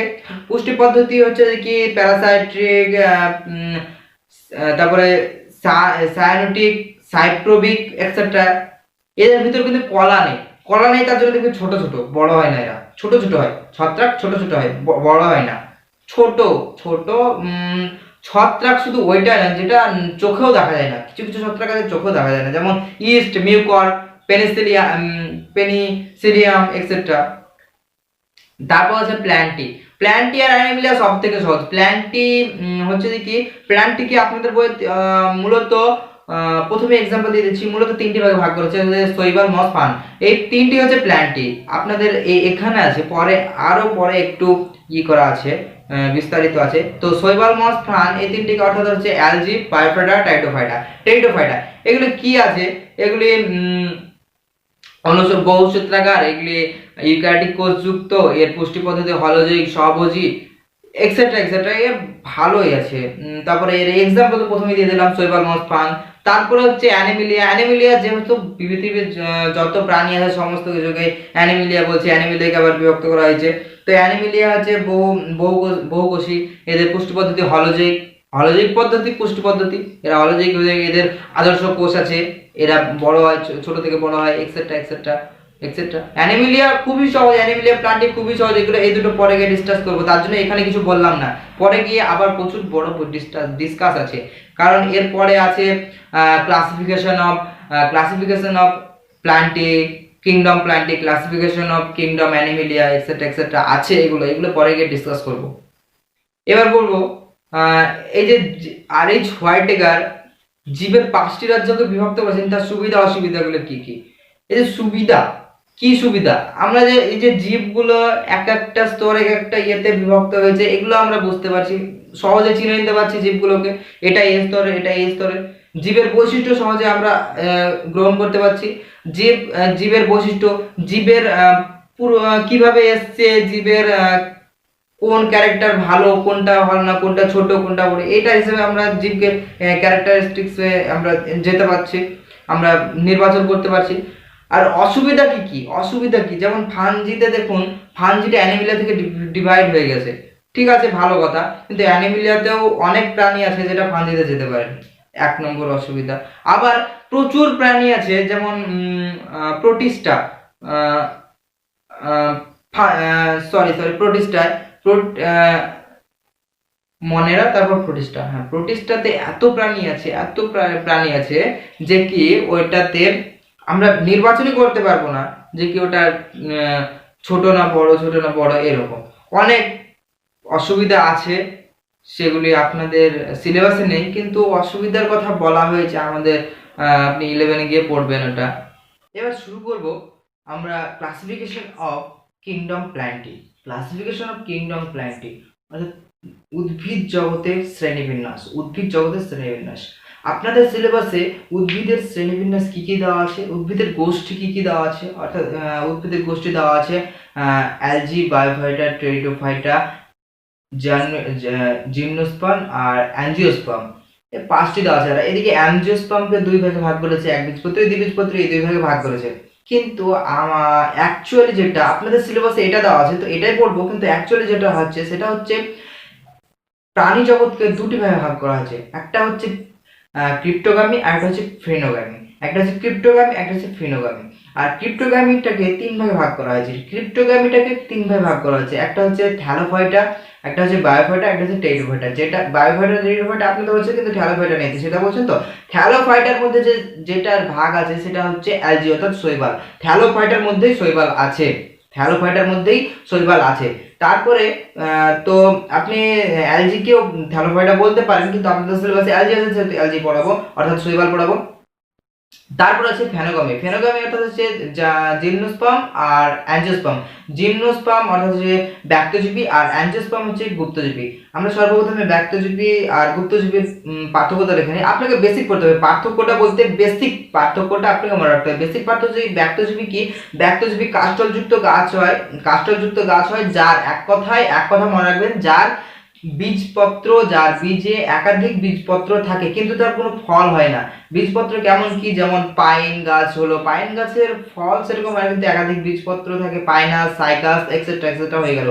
আর গুপ্তজীবী কোনগুলোকে বলা হয়, যেগুলোর বীজপত্র থাকে, ফল থাকে, ফুল হয়, তাদেরকে গুপ্তজীবী বলা হয়। গুপ্তজীবীর মধ্যে কি বলা হয়েছে, গুপ্তজীবীর 2টি ভাগ করা হয়েছে, একটা হচ্ছে একবীজপত্রী আর একটা হচ্ছে দ্বিবীজপত্রী। গুপ্তজীবী অর্থাৎ অ্যাঞ্জিওস্পার্ম, অ্যাঞ্জিওস্পার্মের 2টো ভাগ করা হয়েছে, একটা হচ্ছে একবীজপত্রী, একটা হচ্ছে দ্বিবীজপত্রী। একবীজপত্রী আপনাকে ডিভাইডেশনটা করে দেখেছি, একবীজপত্রীর নাম শুনেই মনে হচ্ছে প্রথমে একবীজপত্রী অর্থাৎ যার একটা বীজ থাকবে, একবীজপত্রী নামটা শুনে মনে হচ্ছে যে যার একটাই বীজ থাকবে তাকে বলবো একবীজপত্রী। যে উদ্ভিদের যে ফলে একটাই বীজ থাকবে তাকে একবীজপত্রী উদ্ভিদ বলবো, আর যে উদ্ভিদের ফলে 2টি বীজপত্র থাকবে তাকে বলা হয় দ্বিবীজপত্রী। হ্যাঁ, প্রথম উদাহরণ হয়ে গেল।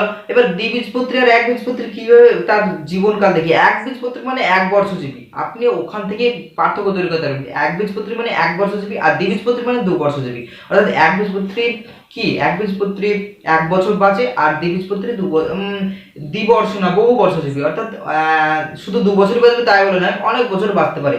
যেমন এক্সাম্পল দেখি, একবীজপত্রী আমরা কি দেখি, এদের মূলগুলো প্রধানত গুচ্ছমূল হয়ে থাকে। একবীজপত্রীর মূলগুলো, একবীজপত্রী উদ্ভিদের মূলগুলো প্রধানত গুচ্ছমূল হয়ে থাকে, আর দ্বিবীজপত্রীর মূলগুলো প্রধান মূল হয়ে থাকে। এদের মূল, কাণ্ড, পাতা সমস্ত কিছু আলাদা থাকে। ও একবীজপত্রী যে পাতাগুলো থাকে সেগুলি দুই পৃষ্ঠ একই প্রকৃতির হয়। যেমন ধানের পাতাটা দেখবেন উপর দিকটাও যেরকম খসখস করে, নিচের দিকটাও সেরকম খসখসই করে।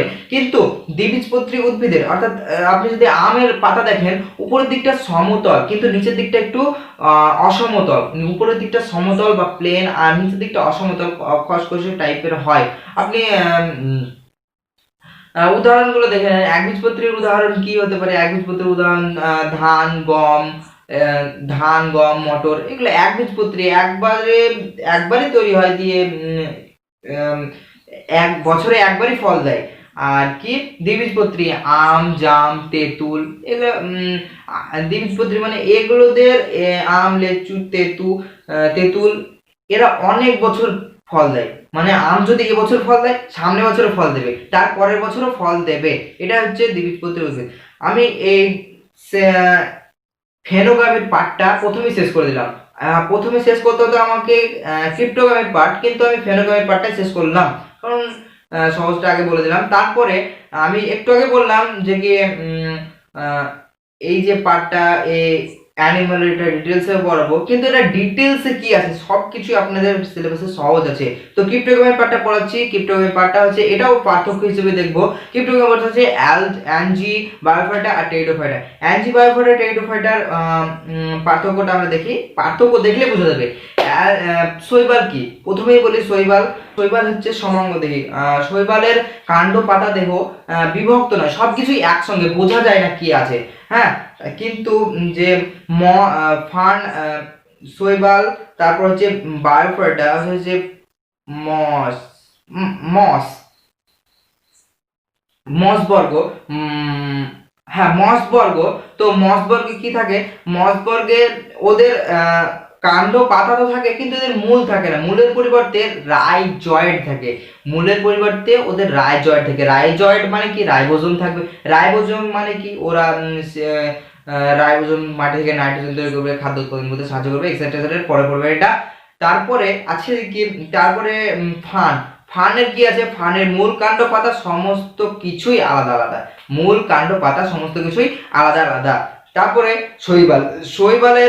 শৈবালের যে শৈবাল কিসে থাকে? শৈবাল সাধারণত স্থলে থাকে। সাধারণত জলে থাকে। শৈবাল সাধারণত জলে থাকে। আর যে মসবর্গ বলছেন সেটি মসবর্গটা কি হয়? ওদের থাকার স্থানটা যখন ওরা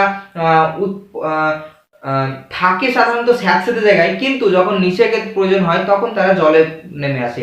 নিষেকের প্রয়োজনে জলে আসে কিন্তু থাকে সাধারণত স্যাঁতসেঁতে জায়গায়। তার মানে এদেরকে উভচর উদ্ভিদ বলা হয়। ব্যাঙের মতো তো ব্যাঙ জলে থাকে আবার স্থলেও থাকে, এদেরকে উভচর উদ্ভিদ বলা হয়। সেহেতু এই মসবর্গকেও উভচর উদ্ভিদ বলা হয়।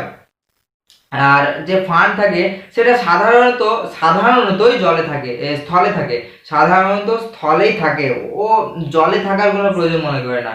তারপরে এই যে সংবহন তন্ত্র, শৈবালে কোনো সংবহন তন্ত্রই নেই। জাইলেম, ফ্লোয়েম এসব কিছুই নেই যে খাদ্য পরিবহিত হবে, কিছুই নেই বলতে। ভলবক্স এক্সাম্পল দেখুন, ভলবক্স, পাইরোগাইরা, এদের তো সংবহন তন্ত্র কিছুই নেই। তারপরে যে মসবর্গ, সেই মসবর্গের এদের সংবহন তন্ত্র আছে কিন্তু জাইলেম, ফ্লোয়েম নেই। জাইলেম, ফ্লোয়েম নিষ্ক্রিয় বললেই চলে, কিন্তু নেই বললেই চলে। নিষ্ক্রিয় বলতেও পারেন আবার নেই বললেও চলে, কারণ এদের জাইলেম, ফ্লোয়েম পরিবর্তে হচ্ছে প্যারেনকাইমা। প্যারেনকাইমা আছে এদের সংবহন তন্ত্রে, প্যারেনকাইমা আছে। আর এদের যে ফার্নবর্গ, এদের জাইলেম, ফ্লোয়েম অর্থাৎ সংবহন তন্ত্র ফুল ফিটপাট আছে। হ্যাঁ, তো মসবর্গের এক্সাম্পল কি হবে? মসবর্গ এক্সাম্পল হবে রিক্সিয়া ফিউনেরিয়া। আর একটা হচ্ছে কি ফার্নবর্গের এক্সাম্পল হচ্ছে লাইকোপোডিয়াম ডায়োপটেরিস। এবার বলবো kingdom, classification of kingdom Animalia. অর্থাৎ জীবের প্রাণীবর্গের শ্রেণীবিন্যাস।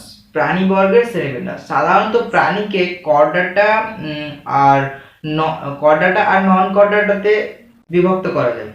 তো কর্ডাটা আর নন কর্ডাটা কাকে বলা হয়? কর্ডাটা বলা হয় যাদের নোটোকর্ড আছে তাদেরকে কর্ডাটা বলা হয়, আর যাদের নোটোকর্ড নেই তাদেরকে নন কর্ডাটা বলা হয়। এবার নোটোকর্ড বলতে কি? নোটোকর্ড বলতে আপনারা সাধারণত বুঝে রাখেন কি যাদের মেরুদণ্ড আছে তাদেরকে কর্ডাটা বলা হয়, যাদের মেরুদণ্ড নেই তাদেরকে নন কর্ডাটা বলা হয়। এবার আমরা ভাগটা পড়ে নিই। প্রথমে আমরা নন কর্ডাটার পড়বো। নন কর্ডাটার অনেক কটা এপিসোড আছে। প্রথম এপিসোড হচ্ছে পরিফেরা। এপিসোডগুলো প্রথমে নাম বলে দিচ্ছি, তারপরে এক একটা করে বৈশিষ্ট্য করব। পরিফেরা, প্রথমে আছে পরিফেরা, তারপর Cnidaria, Ctenophora, Platyhelminthes, Nematoda, Annelida, Arthropoda, Mollusca, Echinodermata আর হেমিকর্ডাটা। এই যে লাস্টে হেমিকর্ডাটা আছে না, এই হেমিকর্ডাটা প্রথমে কর্ডাটার মধ্যেই ছিল, প্রথমে কর্ডাটার মধ্যেই ছিল, কিন্তু পরবর্তীতে নন কর্ডাটার মধ্যে চলে এসেছে। প্রথমে কর্ডাটার মধ্যেই ছিল, পরে নন কর্ডাটার মধ্যে চলে এসেছে। তো পরিফেরার বৈশিষ্ট্য কি? পরিফেরার বৈশিষ্ট্য হচ্ছে এটি হচ্ছে একটি ছিদ্রাল প্রাণী।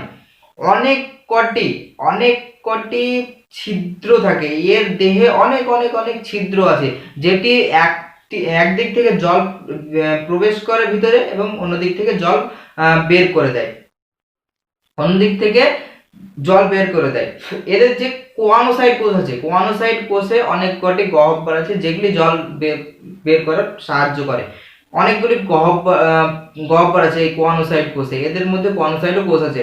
এদের এক্সাম্পল আছে Sycon, Hydra, Sycon, Euglena, etcetera etcetera, Sycon, Euglena etcetera. তারপরে হচ্ছে কি ইয়ে নিডারিয়া। নিডারিয়ার প্রথম মেন বৈশিষ্ট্য হচ্ছে এদের মধ্যে নিডোব্লাস্ট কোষ থাকে, এদের মধ্যে নিডোব্লাস্ট কোষ থাকে। এরা অযৌন জনন পদ্ধতিতে এদের বংশ বিস্তার করে, যেমন হাইড্রার কথা শুনলে বুঝতে পারবেন, হাইড্রা যেমন অ্যাক্টিভ ও আছে, ওর দেহ থেকে একটি পার্ট বেরিয়ে গেল, ওটা একটি আলাদা হাইড্রা তৈরি হয়ে গেল। এটা এইভাবেই তারা বংশ বিস্তার করে। এক্সাম্পল তো হাইড্রা আর অলেরিয়া দিয়ে দিলাম। তারপরে হচ্ছে টিনোফোরা কি? টিনোফোরাতে ক্লোরোপ্লাস্ট কম্বো প্লেট, ক্লোরোপ্লাস্ট না, টিনোফোরাতে কম্বো প্লেট থাকে সাধারণত। মেন বৈশিষ্ট্য কম্বো প্লেট থাকে। কম্বো প্লেট কি? এবার বলছেন কম্বো প্লেট কি? কম্বো প্লেট হচ্ছে কি সমান দূরত্বে সমান দাগ থাকে। যেমন জেব্রার থাকে না, যেমন জেব্রার থাকে কি অনেক দাগ থাকে কালো, এটা কালো, এটা সাদা, এটা কালো, যেমন এই দুটো কালোর মধ্যে সমান দূরত্ব আছে না, তো সেই রকমই কম্বোতে অনেক এইরকম মানে উপর থেকে উপরে মোটা কিন্তু নিচে সরু, এইভাবে চলে আসছে। উপর থেকে 8টি দাগ থাকে কম্বো প্লেট টিনোফোরার কম্বো প্লেটের ইয়ে কি হর্মিফোরা, আর একটা হচ্ছে কি বেরো, একটা হচ্ছে বেরো আর একটা হচ্ছে হর্মিফোরা। বেরো আপনি দেখেছি, বুঝতে পারবেন হয়তো, নীল দাগ থাকে ওর গায়ে, নীল ধরনের দাগ থাকে। তারপর হচ্ছে প্ল্যাটিহেলমিনথিস আপনার কৃমির নাম শুনেছেন হয়তো, কৃমির নাম শুনেছেন যে যকৃৎ কৃমি, তারপরে ফিতা কৃমি।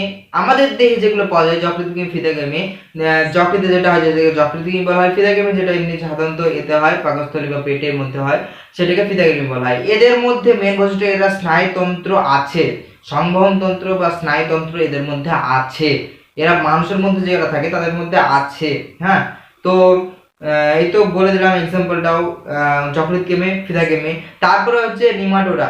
এই কৃমি সম্বন্ধে, কৃমি হচ্ছে একটা আরো কৃমির নাম শুনেছেন গোদ কৃমি, গোল কৃমি, এগুলো বড় বড় কৃমি হয়। এই যে গোদ কৃমি, গোল কৃমি, এদের চামড়াটা পুরু হয়, কিন্তু এদের মধ্যে এই যে প্ল্যাটিহেলমিনথিস থাকে, যকৃৎ কৃমি আর কৃমি, ওদের সিলোম বিশিষ্ট হয়, আর এদের যে চামড়াটা মোটা হয়, এদের স্নায়ুতন্ত্র অনুপস্থিত থাকে। নিমাটোডার স্নায়ুতন্ত্র অনুপস্থিত থাকে গোল কৃমির। তারপরে আসছে অ্যানিলিডা কি? অ্যানিলিডার এক্সাম্পল প্রথমে বলছি, এক্সাম্পল হচ্ছে জোক আর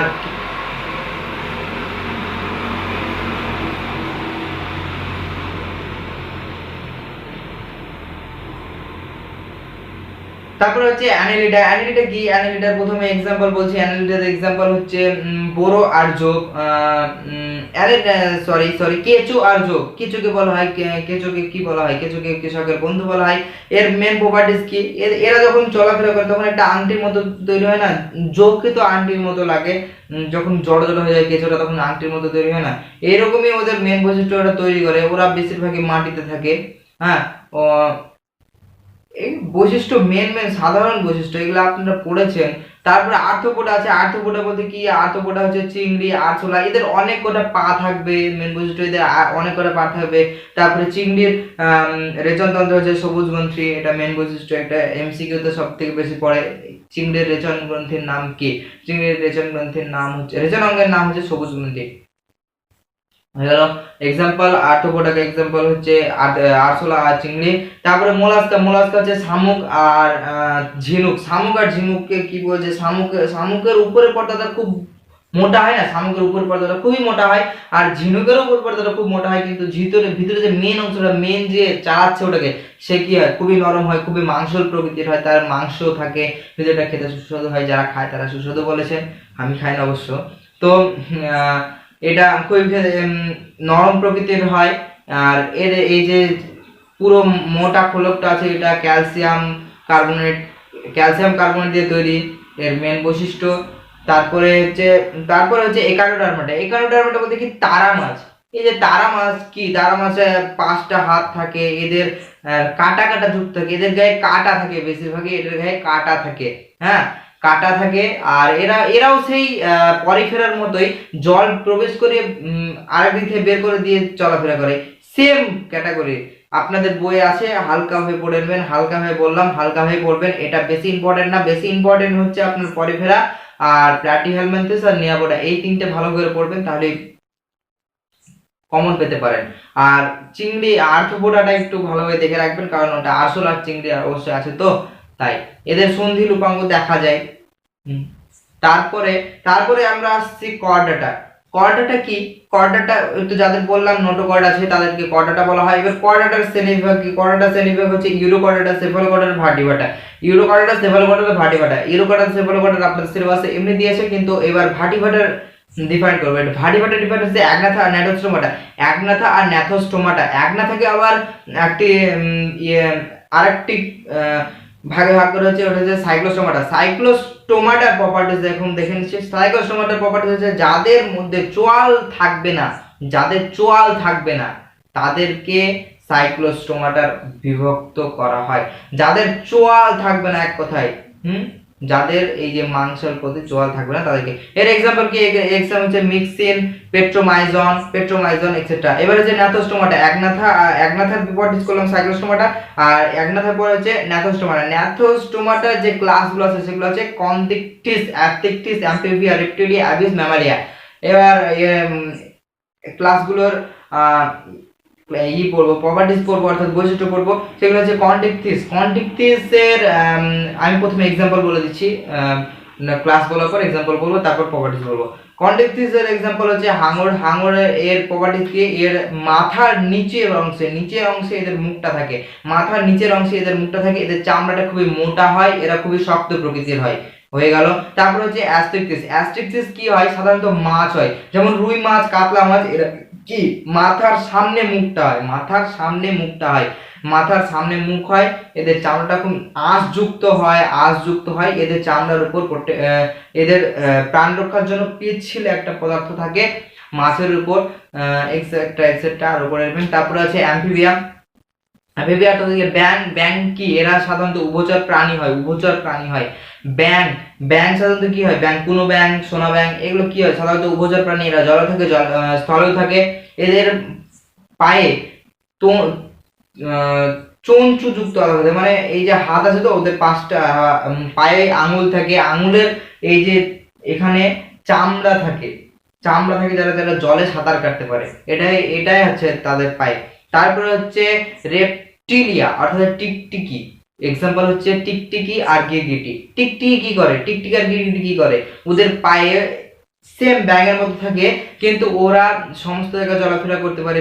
গিরগিটির একটি মেন বৈশিষ্ট্য কি? গিরগিটির বৈশিষ্ট্য হচ্ছে নিজের রং পরিবর্তন করতে পারে, নিজের রং পরিবর্তন করতে পারে। রেপটিলিয়াটা আমার ভালোভাবে জানা নেই, আপনারা একটু বই পড়ে নেবেন।